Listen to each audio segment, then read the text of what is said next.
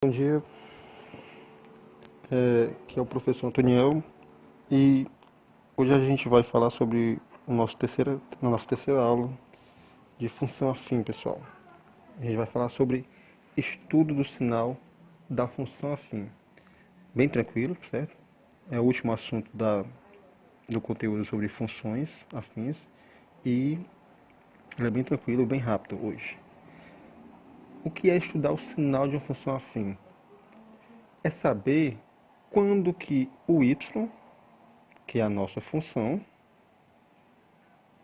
vai ter sinal positivo, vai ter sinal negativo, ou também quando é que ela vai ser nula. Ou seja, nula quer dizer que quando é que ela vai ser igual a zero. Isso é muito importante no caso de estudo de funções, quando tu estuda, por exemplo, quando tu é dono de uma empresa e tu tem saldo positivo e saldo negativo, né? Muito importante quando tu tem saldo zero também. Então, nesse caso aqui, é um assunto importante e o bom é que no caso da função afim, ele é bem tranquilo, tá?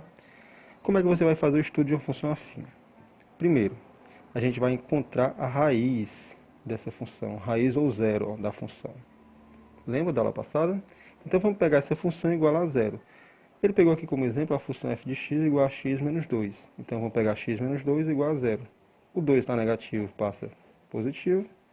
Vai ficar 0 mais 2, que vai dar x igual a 2. Ou seja, isso aqui é a raiz da função. O que aqui significa? Que essa função f de x ela vai ser igual a zero, vai ser nula, quando x for igual a 2. Ok? Agora, quando é que essa função vai ser positiva e quando é que ela vai ser negativa? No caso aqui você tem essa tabela. Vamos pegar um valor maior que 2, que é o 3. Como é que seria f de 3? 3 menos 2, que dá 1. Então, quando o x for 3, o y vai dar 1.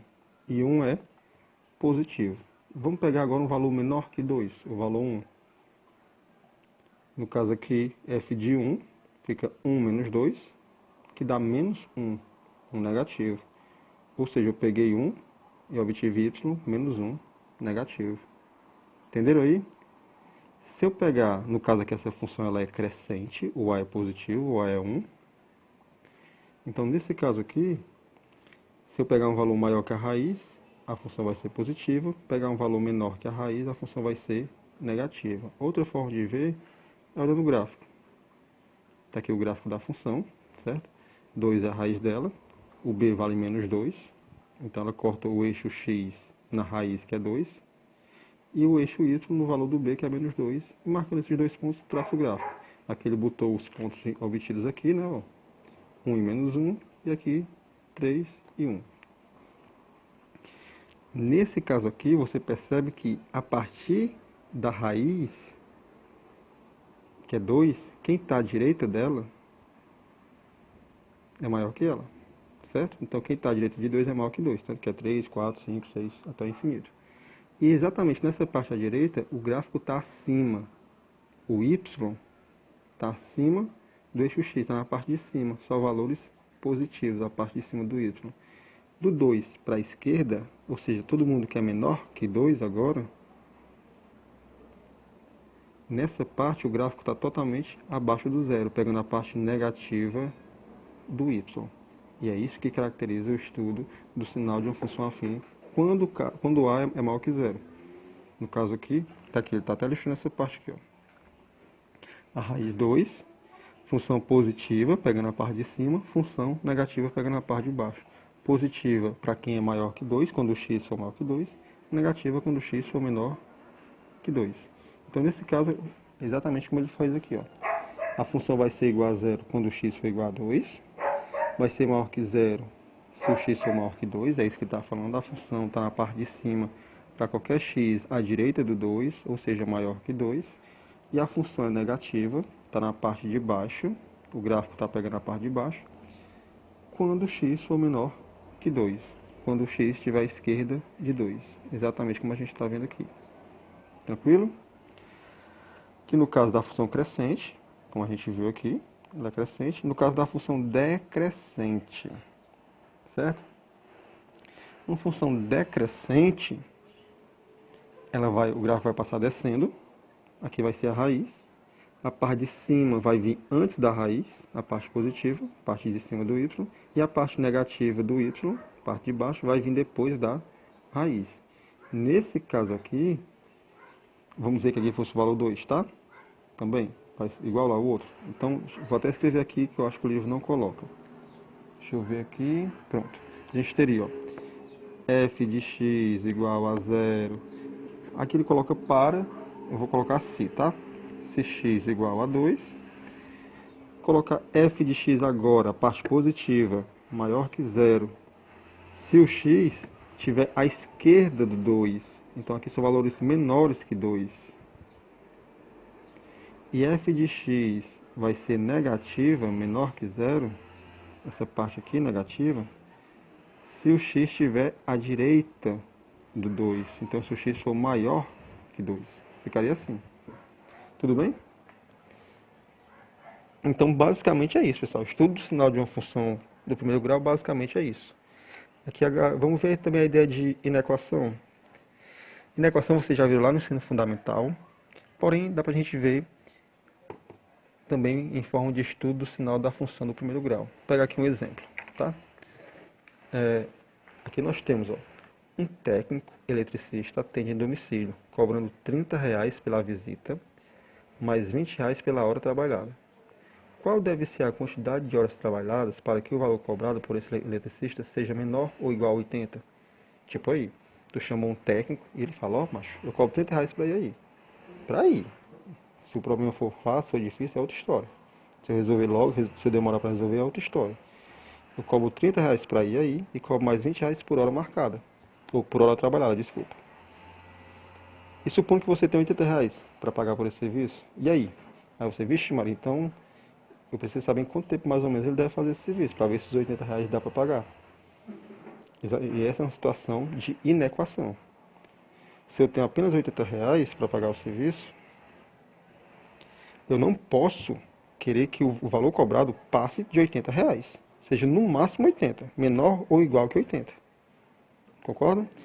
No caso aqui ele construiu a função, ó, lembrando que 20 é a taxa de variação, a cada hora ele vai pagar R$ 20 a mais, e 30 é o valor fixo, que é quanto ele cobra pela visita. Ok?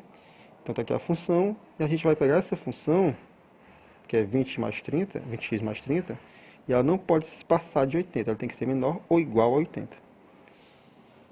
Então, ele pega o caso em que ela é igual a 80, o 30 está positivo, passa para lá negativo, fica 80 menos 30, que dá 50, aqui ficou 20x, o 20 está multiplicando, passa dividindo. 50 dividido por 20 dá 2,5, 2,5. Quando você pegar isso no gráfico, quando ele trabalhar 2 horas e meia, o valor já atingiu os R$ 80. O valor parte de 30, tá vendo? Do valor inicial, e vai crescendo. Quando é que chega a 80? Depois que ele trabalhar 2 horas e meia. 30 ele trabalha 0 horas. 80 ele trabalha 2 horas e meia. Então basicamente é isso. Ele tem que passar no máximo 2 horas e meia. Se ele passar de 2 horas e meia, os R$ 80 não darão para pagar o eletricista. Basicamente essa é a situação. E aqui ele está resolvendo por inequação. Aqui ele resolveu por equação e no caso aqui vai resolver por inequação. Que tem alguma diferença? Diferença nenhuma. É a mesma coisa aqui, ó. Só mudou o sinal. Menor ou igual. Tá vendo? Aqui era igual. Que agora é menor ou igual. Então vai resolver da mesma forma. Que no final ficou x menor ou igual que 2,5. Ou seja, a quantidade de horas tem que ser menor ou igual a 2,5. Não pode passar de 2 horas e meia. Aqui ele mostrou outra inequação. E que na hora de você resolver ela, pode acontecer de você chegar nessa situação. Menos x menor que 4. O x, pessoal, em uma inequação, nem em um... O que eu vou falar aqui, ó, não vale nem para equação, nem para inequação. Porém, em equações, quando a gente vai resolver, não dá erro. A gente consegue resolver cometendo uma irregularidade matemática, porém, no final não dá erro. Em inequação, não. Se a gente fizer isso, vai dar erro. Tá? Nesse caso aqui, ó, o x não pode ficar com o sinal negativo. Então, o que a gente faz? pega a inequação e multiplica por menos 1. Por que multiplicar por menos 1? Porque basicamente a gente vai estar invertendo o sinal de todo mundo. E quando eu inverto o sinal, eu inverto até o sinal da desigualdade. Aqui é menos x menor que 4, o contrário de menor vai ser maior. Por isso que vai ficar o x negativo fica positivo, de menor muda para maior, e aqui positivo vira negativo. Tranquilo? Basicamente é isso, e basicamente as questões falam também sobre isso. A gente está com um vídeo de 10 minutos, eu vou pausar ele aqui, tá? Vou parar e vou fazer outro vídeo de mais de 10 minutos, já para não cansar tanto vocês. E a gente volta resolvendo algumas questões, se eu não me engano eu propus 21, 22 e 23 também, incluindo a 26. 26 é bem tranquila para vocês, tá? Voltamos já.